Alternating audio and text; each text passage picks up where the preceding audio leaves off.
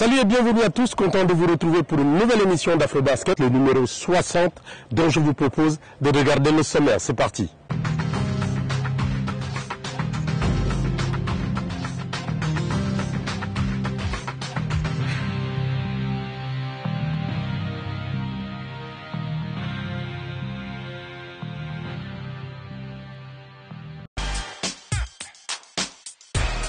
Initialement prévu en Slovaquie, le championnat du monde des U17 a débuté le 1er juillet en République tchèque. Les représentants africains, le Mali et l'Égypte sont en pleine compétition. Dans ce 60e numéro, nous allons évaluer leurs chances. C'est parti.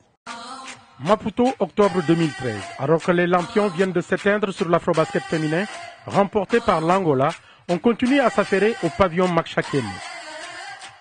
Cette fois-ci, l'événement, c'est l'afrobasket dans la catégorie des U16. Et dans celle-ci, deux équipes dominent le continent depuis 3 ans, le Mali et l'Égypte. Une fois de plus, ce sont ces deux équipes que l'on retrouve en finale, comme en 2009 à Bamako, 2011 à Alexandrie et 2013 à Maroc. Si à chaque fois le trophée est revenu aux Aiglons du Mali, pour cette édition 2013, la confrontation entre les deux équipes a été équitable. L'Égypte remporte le premier carton 14-12, mais est balayée en deuxième période par les Maliennes intraitables dans la raquette 22-13 à l'issue du deuxième carton. Mi-temps 34-27 pour le Mali. L'Égypte remporte le troisième carton 16-10 et les deux équipes sont à égalité à la dernière période 18 partout. Au final, le Mali s'impose 62-61 et remporte pour la 3e fois consécutive le titre continental. L'Égypte l'accompagnera au championnat du monde de la catégorie qui se déroulera du 28 juin au 6 juillet à Bratislava en Slovaquie. L'Égypte aura donc à rencontrer l'Espagne. Championne d'Europe, l'Espagne a remporté le titre en battant la République tchèque de 5 points, 54-49. Auparavant, les Espagnols avaient éliminé la France en quart de finale, 48-43, et battu en demi-finale les Hongroises, toujours sur un score étriqué, 50-49. Deuxième pays, l'Italie. Les Italiennes ont été freinées en demi-finale par la République tchèque, 73-54. Elles vont ensuite perdre la médaille de bronze face à la Hongrie, 62-55. Le Brésil a disputé et a remporté la 3e place du championnat des Amériques en battant le Mexique, 70-56. Chance pour l'Égypte de passer au deuxième tour, 20%. The draw put Egypt in a strong group with Spain and Greece. Very difficult for us for this first time for us for World Championship under 17 to participate. They will go to closed game and they will go to international friendly championship in Europe. Le tirage au sort du 26 février a mis le Mali dans le groupe D, en compagnie des USA, de la France et de la Chine. Les États-Unis sont les champions en titre et ont remporté les 2 premières éditions. En 2010, les USA ont battu la nation hôte, la France, lors de la première édition jouée à Rodez et Toulouse. Puis, ont triomphé contre l'Espagne à Amsterdam, Pays-Bas, il y a 2 ans. La France. Éliminée en quart de finale par l'Espagne, futur vainqueur, la France n'a pas été la foudre de guerre face à ses adversaires du tournoi européen. Elle a été battue par la Hongrie 56-36 et l'Italie 67-57. Ses seules victoires de poule se résument face à la République tchèque 58-50, face à la Belgique 68-56 et face à la Hollande 46-44. La Chine. Elle a remporté le titre asiatique face au Japon 62-50. La Chine avait été battue lors des préliminaires face à cette même équipe japonaise 75-59, mais a su répondre présent lors du match le plus important. Chance de passer pour le deuxième tour, 20%.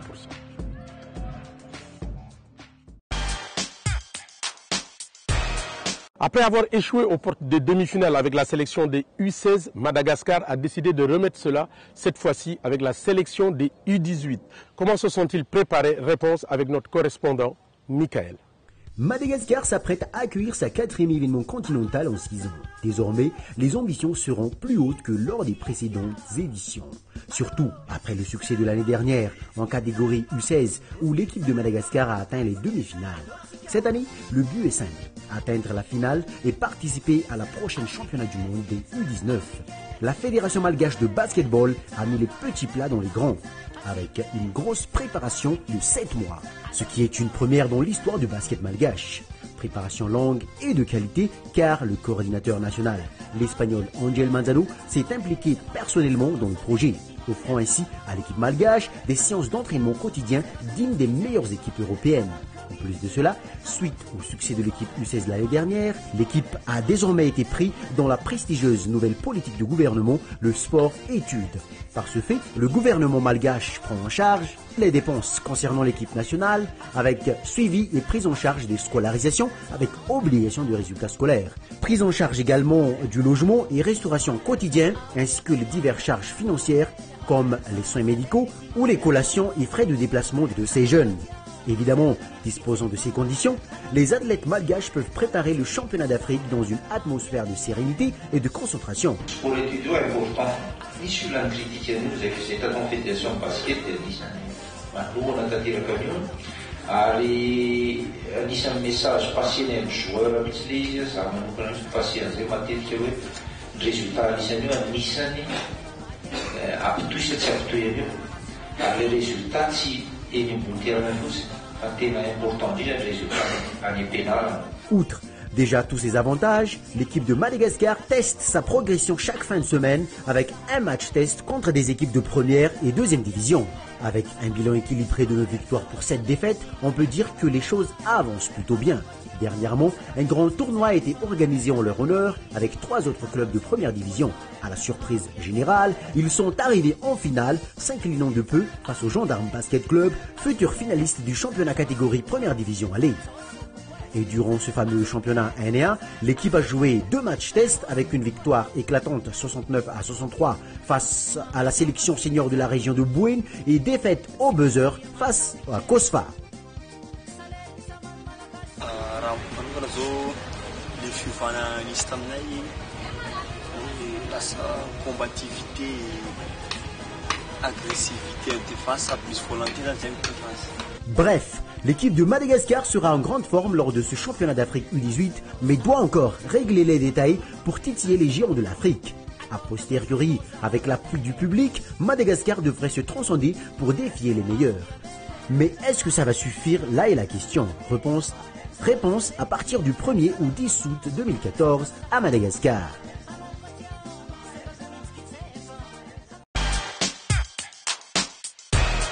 Je vous propose de découvrir en bref et en images tout ce qui a constitué l'actualité du basketball africain.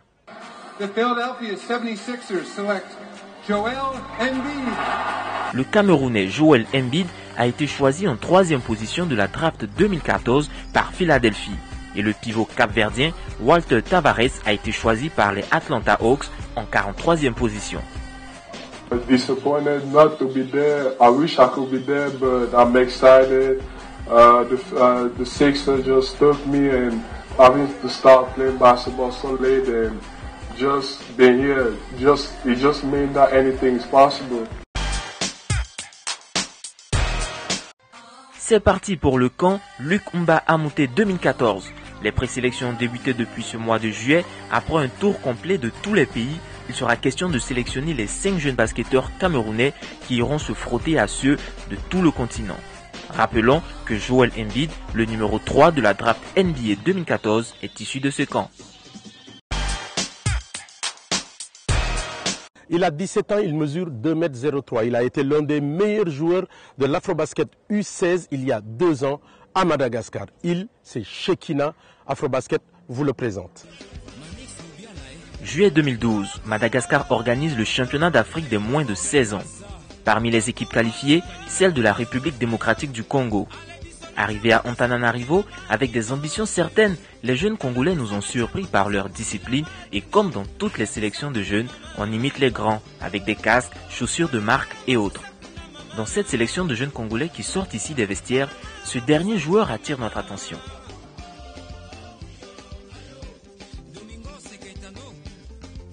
Chekina, c'était un enfant qui joue à Kinshasa dans une équipe de basketball. Moi, en tant qu'entraîneur national, je faisais la ronde pour essayer de sélectionner, présélectionner les joueurs.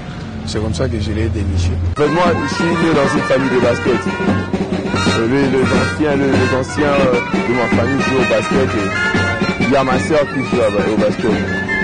Et une fois, je l'accompagnais aux entraînements et on allait, j'étais comme si je tenais ces histoires.